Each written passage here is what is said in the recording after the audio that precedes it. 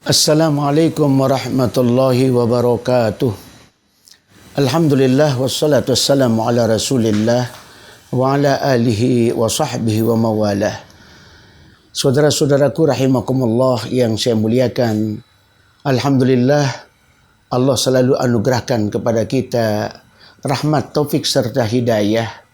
Kita selalu berupaya meningkatkan iman kita kepada Allah, meningkatkan takwa kita kepadanya.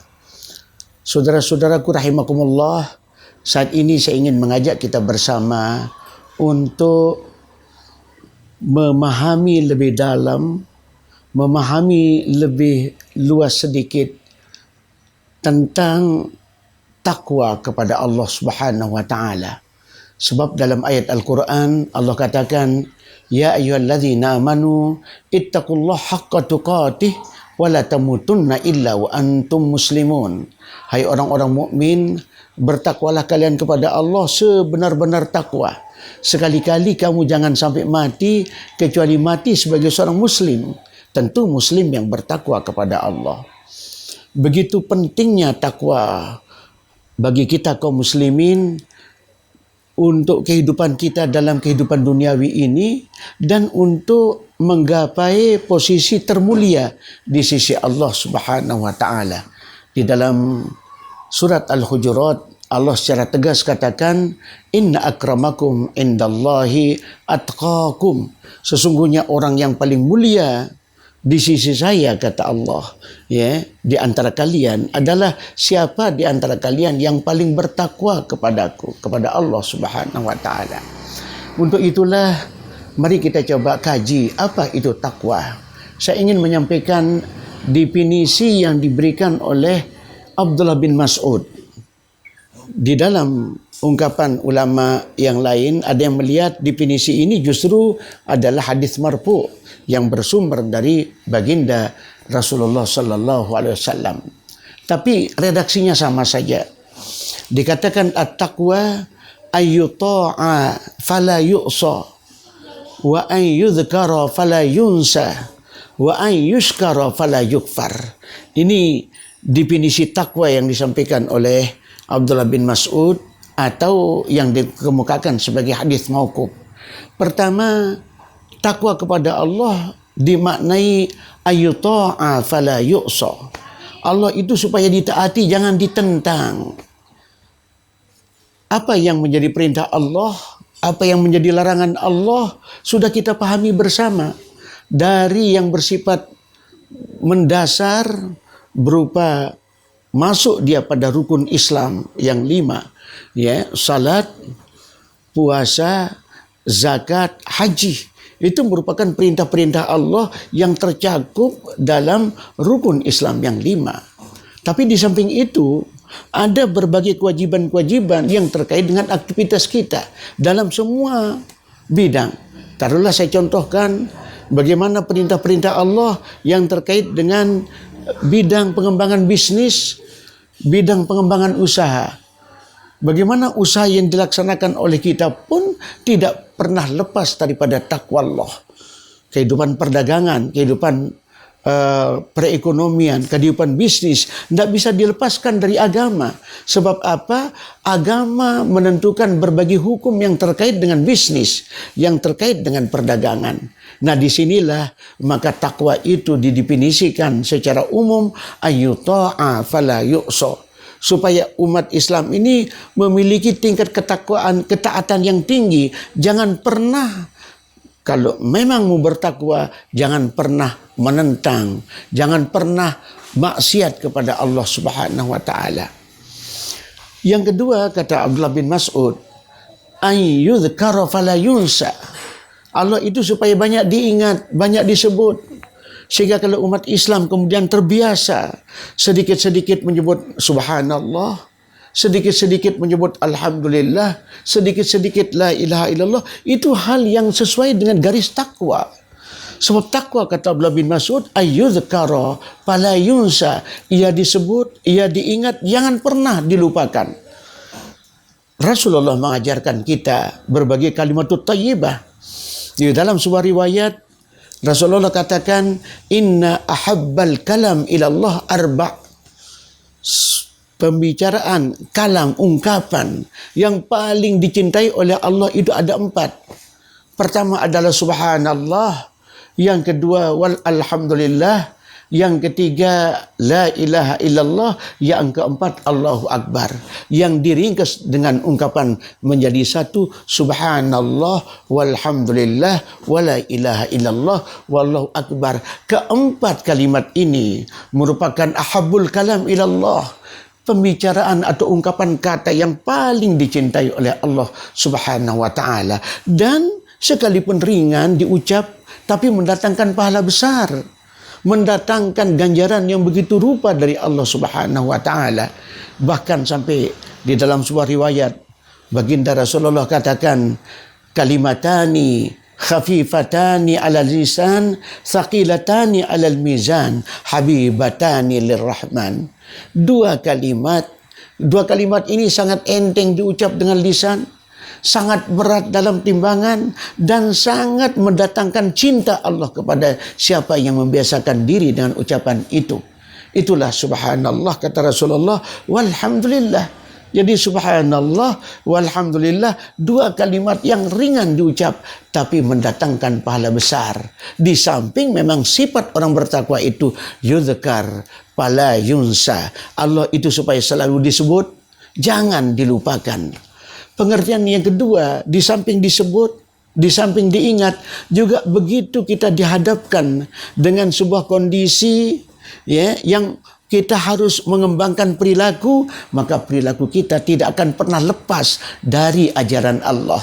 Itu bentuk zikrullah dalam perilaku. Sehingga umat Islam tidak akan pernah terjebak dengan perbuatan haram, perilaku yang bertentangan dengan agama. Sebab apa? Dia selalu ingat kepada Allah, ingat kepada ajaran Allah, ingat kalau Allah itu harus ditaati, ingat kalau Allah itu harus mampu berada dalam ingatannya dan dalam hatinya. Suatu saat Umar ibn al-Khattab, ini sebuah contoh yang implementatif daripada takwa Allah. Suatu saat Umar ibn al-Khattab sengaja menguji iman seorang budak. Seorang budak yang sedang mengembalakan ratusan ekor kambing tuannya. Dia seorang budak. Umar sengaja menguji bagaimana iman seorang budak. Umar katakan kepada budak itu, ya fulan, kamu jual kambing itu barang 3-4 ekor. Saya bayar, uangnya kamu yang ambil. Apa kata si budak? Bukan saya yang punya, tapi ini tuan saya. Umar lagi mencoba mengajukan ujiannya. Yang kedua, tuanmu tidak ada di sini. Tidak ada seorang pun yang melihat kecuali yang tahu itu kamu dan saya. Siapa yang kamu takuti? Apa kata budak itu? Fa'ainallah. Di mana Allah kalau begitu? Kalau dengan tidak saya melihat tuan saya, tidak ada orang lain yang tahu selain saya dengan Anda, kemudian saya mau bebas menjual kambing tuan saya, di mana saya letakkan Allah? Fa'ainallah. Luar biasa. Umar menangis dengan ungkapan itu. Umar kemudian berkata, a'taktuka bihadzil kalimah. Saya akan merdekakan kamu dengan kalimat yang kamu ucapkan itu. Itu iman seorang budak. Sehingga saat ini perlu kembali kita merenungkan apa itu takwa.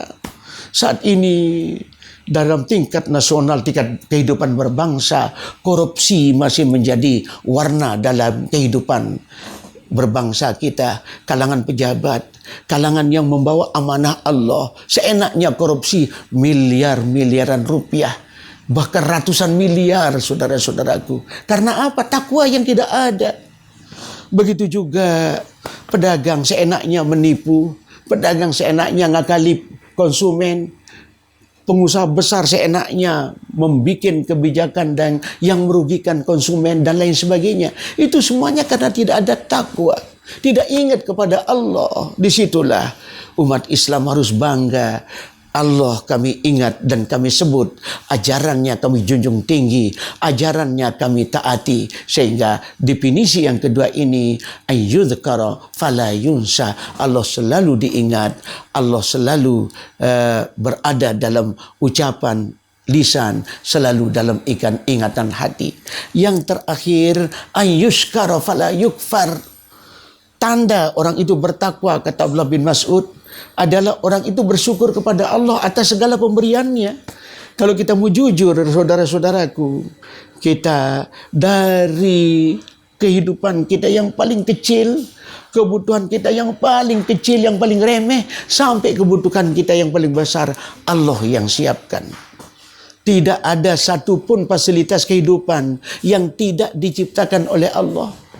Mari coba kita lihat dalam surat Al-Waqiah. Sampai Allah katakan, apa ra'aitumul ma' alladhi tashrabun? A'antum anzaltumuhu minal muzni am nahnul munzilun? Law nasha'u ja'alnahu ujajan falawla tashkurun. Adakah kamu tidak melihat air yang kamu minum? Kamukah yang menurunkan dari embun, dari mendung yang berada di atas langit sana, kemudian tercurah ke permukaan bumi? Kamikah yang menurunkan itu atau kalian? Lau nasa'u ja'alnahu ujajan. Kalau saya mau jadikan air hujan itu menjadi asin, Allah bisa. Tetapi ternyata hanya air laut yang asin. Air hujan diserap tanah, kemudian itulah menjadi sumber mata air kita yang kita selalu pakai untuk memenuhi kebutuhan cairan bagi tubuh kita. Kalau Allah yang tidak ciptakan itu, siapa lagi? Apalah tashkurun, adakah kalian tidak bersyukur tentang hal itu? Oleh sebab itulah kita harus bersyukur kepada Allah. Sungguh luar biasa anugerah Allah kepada kita. Kita bisa bernapas, kita bisa sehat, kita bisa memelihara kehidupan secara baik. Semua itu anugerah Allah. Jangan sampai karena kita kehidupan sehat, karena kita punya fasilitas pengobatan, karena kita punya uang untuk berobat, kemudian kita abaikan Allah. Kita hanya datang ke dokter meminta obat, tapi yang menyembuhkan Allah. Ya buktinya banyak. Orang yang berobat sekian lama tidak sembuh-sembuh. Tapi ada yang obatnya sederhana tetapi sembuh. Ini menjadi bukti bahwa kesehatan itu ada pada Allah. Wa idza maridtu fa huwa yashfin. Kalau aku sakit, maka Ia yang mengobatiku. Keyakinan ini harus tebal pada diri kita sehingga kita menjadi orang yang selalu bersyukur. Mari kita lihat fisik kita. Kita tidak mungkin bisa melihat dengan mata kita.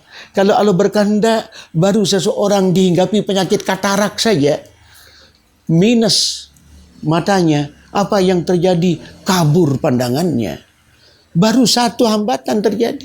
Apalagi kemudian Allah hilangkan penglihatan kita.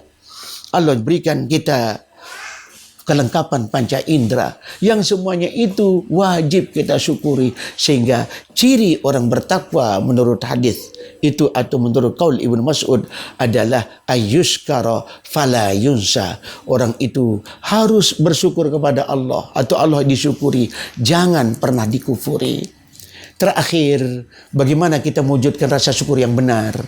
Rasa syukur yang benar, kata para ulama, pertama harus diwujudkan dalam bentuk ats-tsana'u lahu.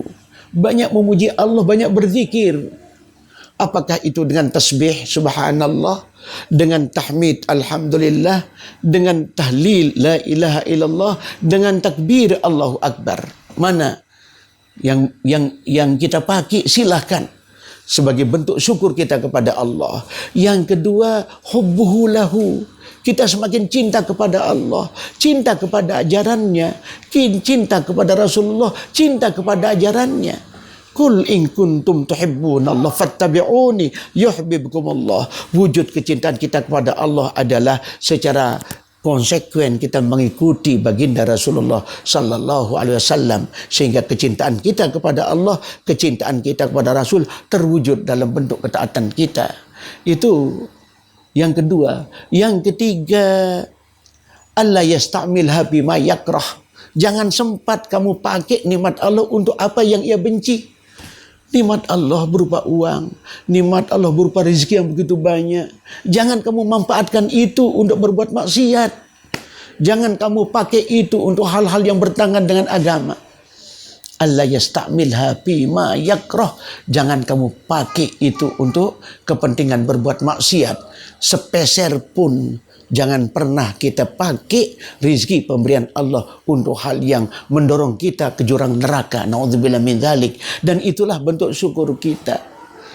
Terakhir sekali tentang syukur ini dinyatakan oleh para ulama bahawa ayya'tarib bi jami'i ni'amillah. Kita mengetahui bahawa kita mengakui bahawa semua nikmat-nikmat ini berasal dari Allah. Wa in ta'uddu nikmatallah la tuhsuha. Kalau kamu mau hitung nikmat Allah, kamu tidak akan mungkin bisa menghitungnya. Oleh sebab itu, kita wajib bersyukur kepada Allah dengan meningkatkan takwa kita kepadanya, dengan mencoba menata kehidupan. Pertama, ayyuta'a fala yu'sa. Allah itu supaya ditaati, jangan ditentang.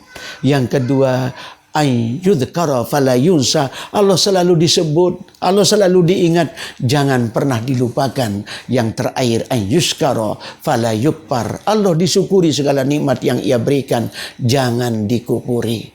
Ini yang bisa saya sampaikan. Semoga bermakna bagi kita bersama. Assalamualaikum warahmatullahi wabarakatuh.